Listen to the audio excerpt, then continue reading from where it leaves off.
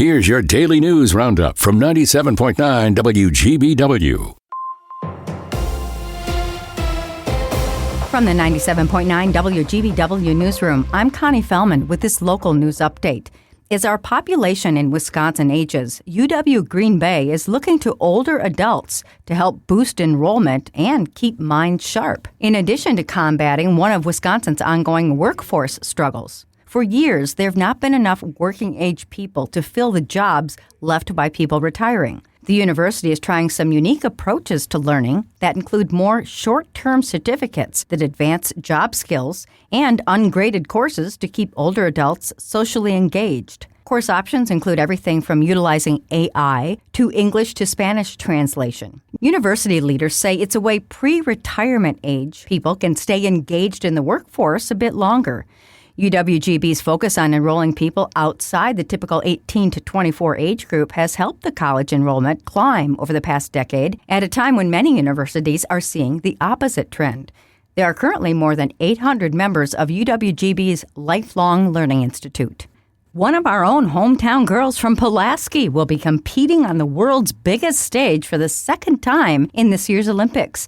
The U.S. Biathlon International Competition Committee announced Deidre Irwin has been named to represent Team USA in the Winter Olympics this year.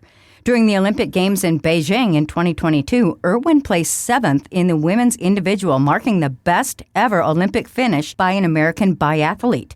The 2026 Olympic Games will be held in northern Italy next month. With the bitter cold temperatures today, the Oneida Nation is offering tribal members and families an emergency escape from the elements. The Oneida Family Fitness Center opened last night as an emergency shelter. Tribal leaders say they activate their emergency shelter when overnight temperatures are expected to reach these extreme cold conditions. The fitness center is located on West Point Road. The emergency shelter is open from 9 p.m. to 9 a.m. If no one comes by 11 p.m., the shelter will close for the night. One person is dead after a car drove off Highway 41 in Suamico late Saturday night. Brown County Sheriff's deputies say the driver was heading north on 41 when they veered into the median and off the highway. The car fell onto Riverside Drive where it flipped and came to rest on its roof just north of the Suamico River.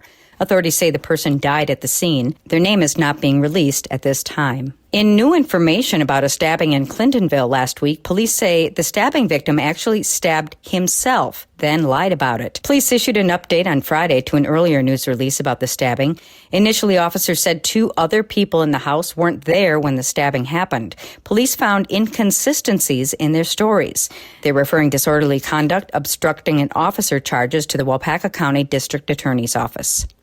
If you enjoyed the John McGivern performance in Ashwaubenon over the holidays, you may want to check out a free premiere of the Oshkosh episode for his Main Street program at the Grand Oshkosh tomorrow night. Sponsored by PBS Wisconsin, Wisconsin Public Radio, and Discover Oshkosh, the event begins with a cocktail hour at 5, and the episode premieres at 6. While free to the public, registration is recommended at pbswisconsin.org/events. This episode kicks off the 5th season of McGivern's show that travels the upper Midwest, celebrating the people, attractions, history, and business of each community. With news at the top and bottom of the hour, all day and on demand anytime at WGBW.FM, I'm Connie Fellman, 97.9 WGBW News.